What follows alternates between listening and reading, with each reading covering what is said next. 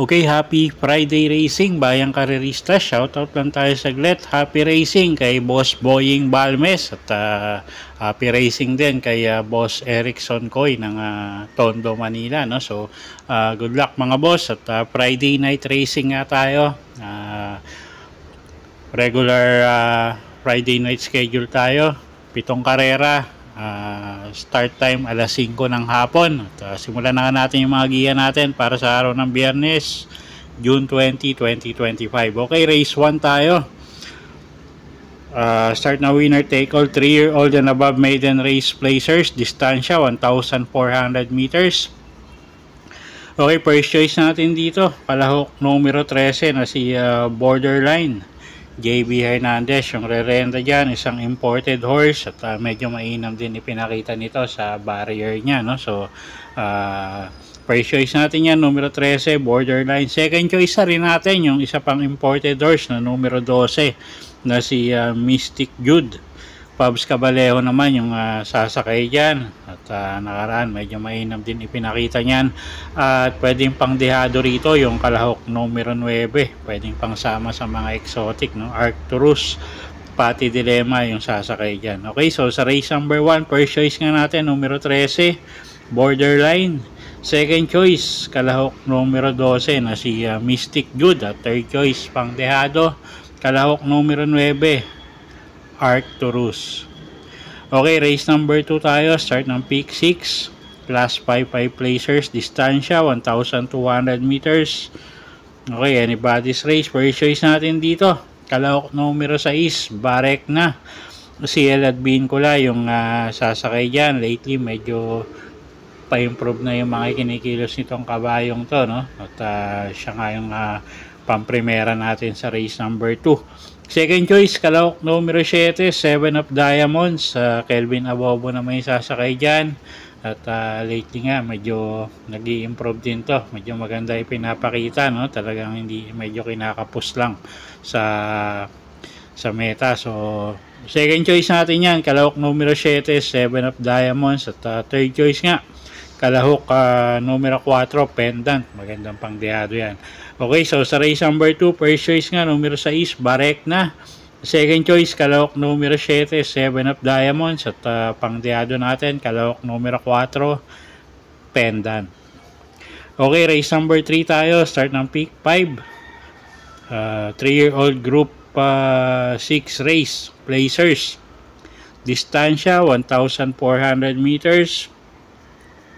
Okay, single ko na to, imported horse, kalahok numero 8, Rumored, JL Lazaro, yung re-renta dyan. May kainaman din yung linyada nitong kabayong to at siya nga yung pili natin dito sa race number 3. Single ko na to, numero 8, Rumored.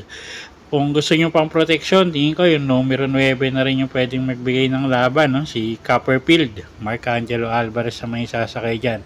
Okay, so sa race number 3, single ko na nga to, kalahok numero 8 na si Rumored. Kung gusto nyo pang protection, pwede yung kalahok numero 9 na si Copperfield.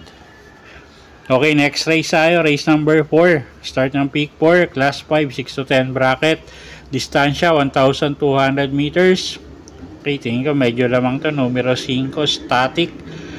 John Paul Guse yung re-renta dyan, gamay nung hinete. At pwede na rin isabay yan, tingin ko, no? So first choice natin yan, kalahok numero 5, Static.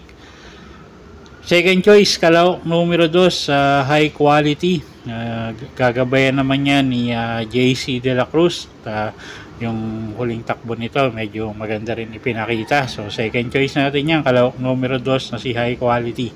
Okay, so sa race number 4, first choice nga, kalahok numero 5 na si Static. At second choice natin, entry number 2, High Quality.